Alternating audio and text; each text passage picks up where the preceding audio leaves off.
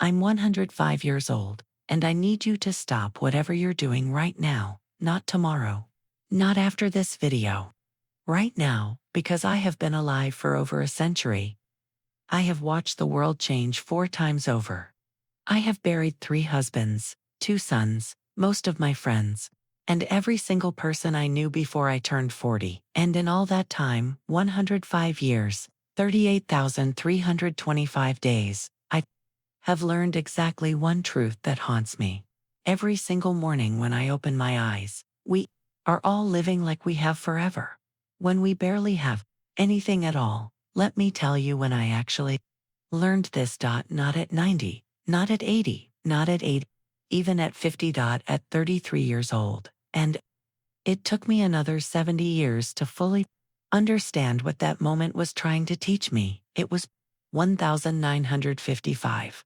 October 14th, a Friday. Remember, because I had been planning to go dancing that weekend with my husband Robert. We had been married 8 years. We had 2 little boys, James and William. Robert worked at the steel mill. Good man, steady. The kind of man who kissed my forehead every single morning before he left for work and said, "See you tonight, Dorothy." Except that Friday, he didn't come home. There was an accident at the mill. They said it was quick. They said he didn't suffer. They always say that. What they don't say, what nobody ever tells you, is that when someone dies suddenly, they take all your unsaid words with them. Every "I love you" you didn't say that morning because you were rushing. Every fight you never apologized for because you told yourself there would be time later. Every single moment.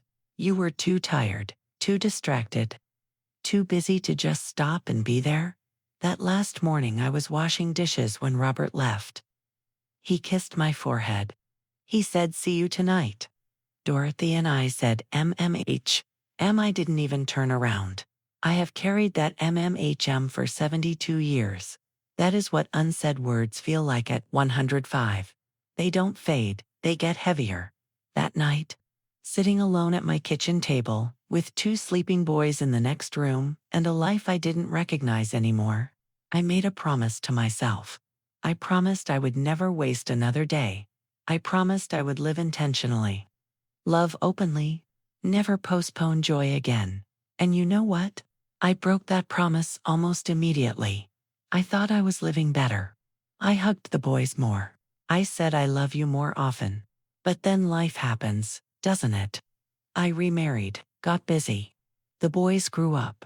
I told myself I had learned my lesson. I hadn't. Not really.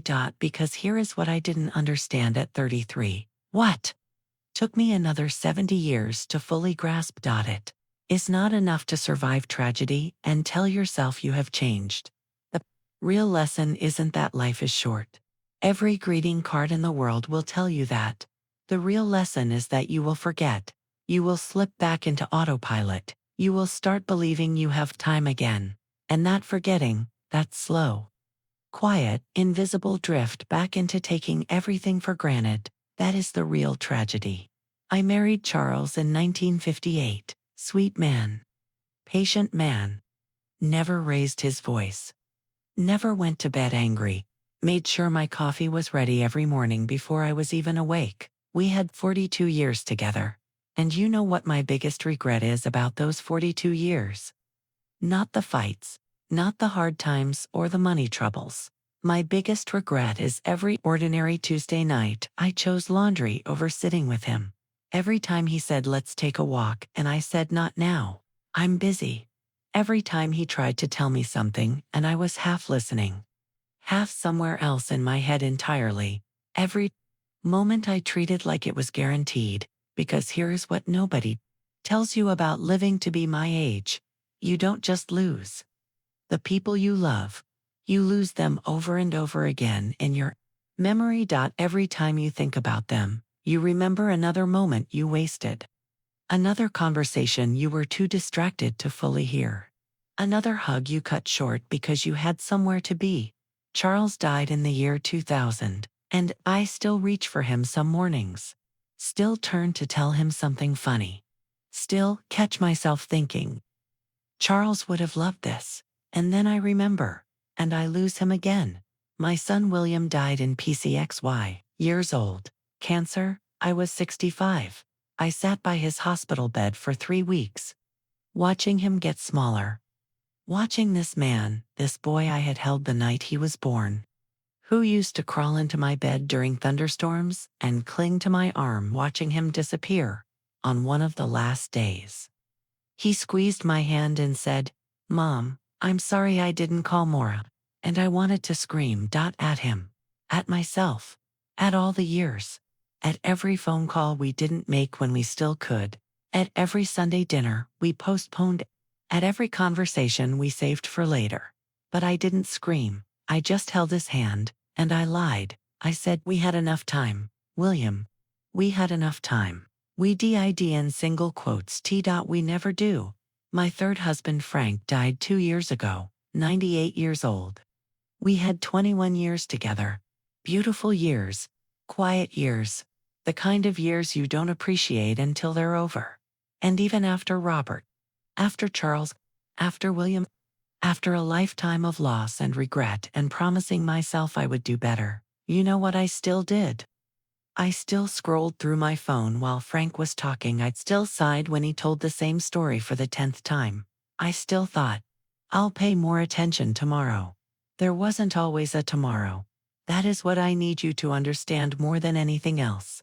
I have said, it is not that you are a bad person. It is not that you don't love the people in your life. It is that the human brain is simply not built to hold urgency forever. You feel it today. You lose it tomorrow. You drift back to sleep.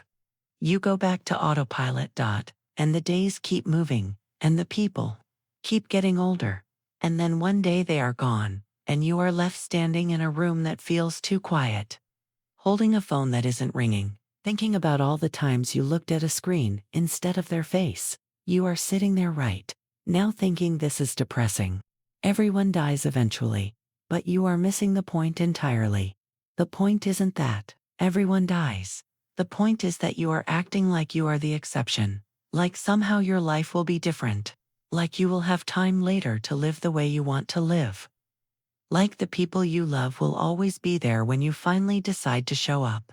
I am 105 years old, and I can tell you with absolute certainty, later never comes. You think you will travel when you retire. Your knees will be shot by then. You think you will reconnect with your sister after this busy period at work.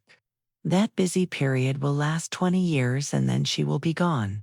You think you will write the book, learn the language, take the trip, have the conversation when you have more time, more money, more whatever. You won't, because here is the cruel joke. You have time right now. You just don't value it correctly.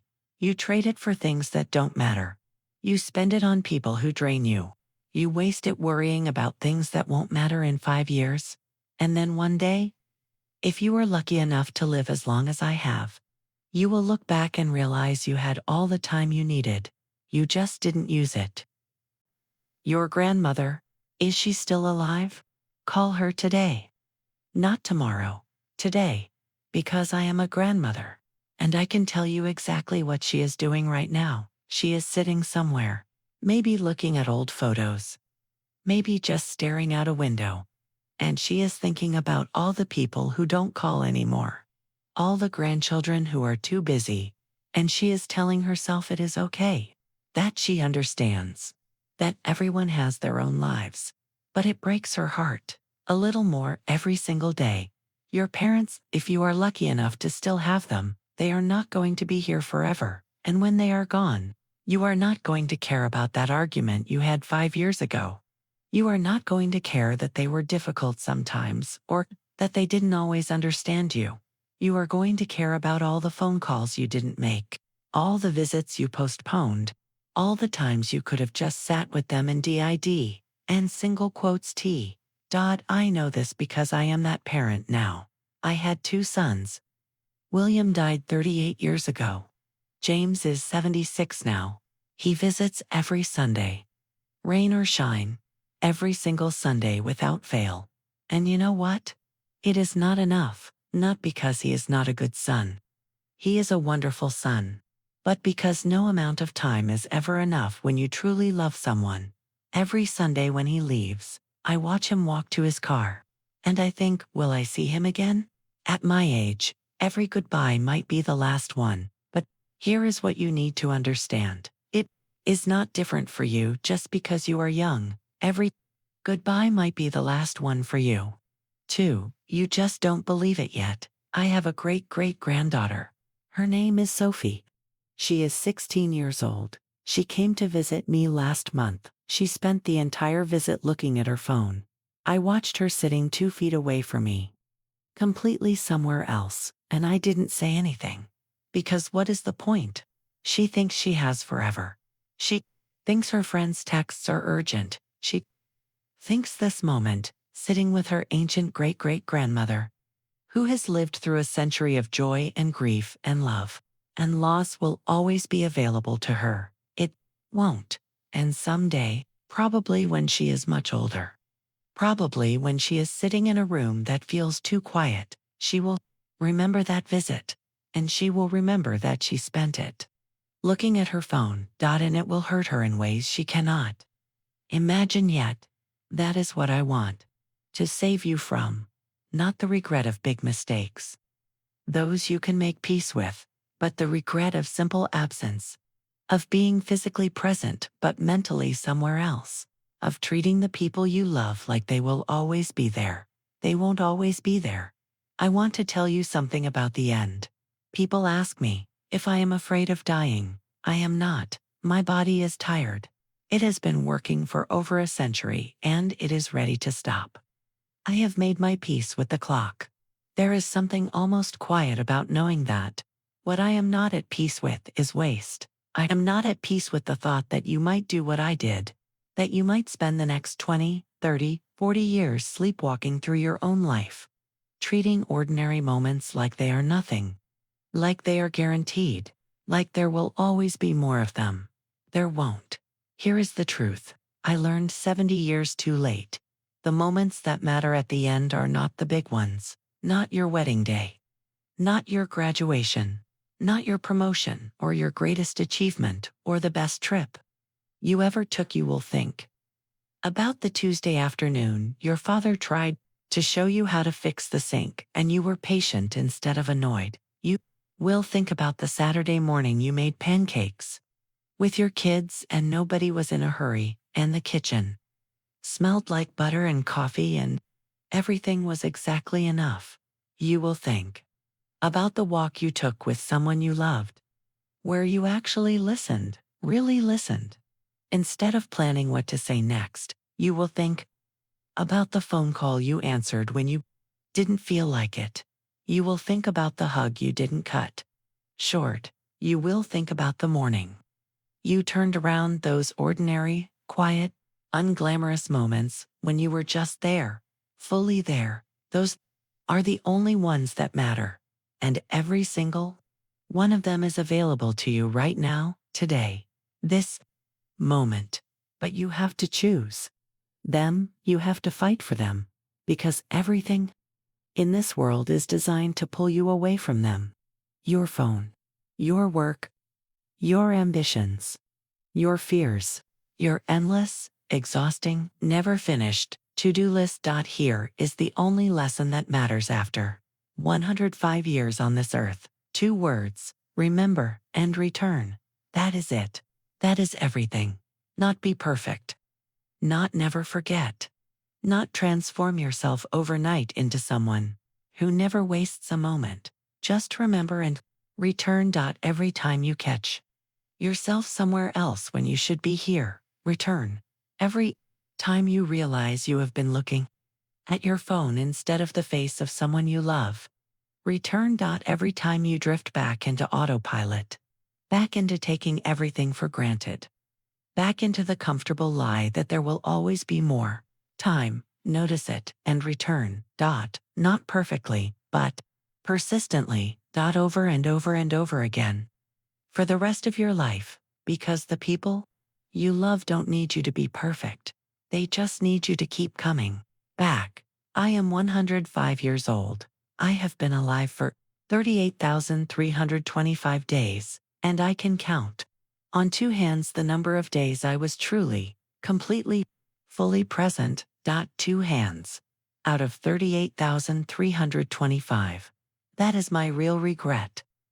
Not that I didn't achieve more, or travel more, or make more money, but that I sleepwalked through most of my own life while the people I loved most were right there in front of me.